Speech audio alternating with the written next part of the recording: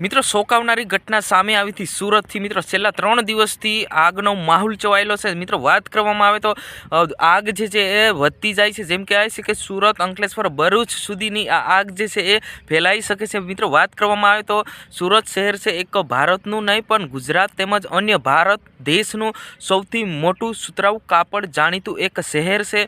એની અંદર આગ લાગી છે। અમુકને 50 લાખનું નુકસાન થઈ ગયું છે, અમુકનું કરોડો રૂપિયાનો જે કપડાં છે સળગી ગયા છે। અત્યારે વાત કરવામાં આવે તો સૌથી મોટા સમાચાર આપણને મળી રહ્યા છે સુરત શહેરથી।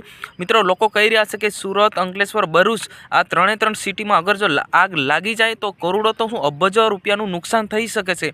કેમ કે મિત્રો વાત કરવામાં આવે તો અંકલેશ્વર, ભરૂચ જે એવી સિટી છે કે ભાઈ ત્યાં ખનિજ તેલ એટલે કે તેલનું જે ફેક્ટરીઓ છે ત્યાં આગ લાગે તો આગ બુઝાવવાની એ ભૂલી જ જવાનું, કેમ કે ત્યાં દિવસે ને દિવસે જે આગ છે એ વધી રહી છે। લોકો કહી રહ્યા છે ને લોકો જે રડી રહ્યા છે કે ભાઈ 50 થી 60 ફાયર વિકેટની સુવિધા મૂકવામાં આવી તો છતાં આગ છે હજુ સુધી પણ કાબૂમાં નથી આવી। તો મિત્રો વાત કરવામાં આવે તો જલ્દીથી આ આગને કાબૂમાં કરવામાં આવે અને જેથી કરીને જે આગળનું જે સામાન છે એ નુકસાન થતાં બચી શકે છે। મિત્રો વાત કરવામાં આવે તો અત્યારે જે સૌથી મોટા સમાચાર આપણને મળી રહ્યા છે કે સુરત, અંકલેશ્વર જે આવી સિટીમાં જો અગર જો આગ લાગે તો આગ તો ક્યારેય બુઝાઈ નહીં શકે, આ રીતના પણ સમાચાર આપણને મળી રહ્યા છે।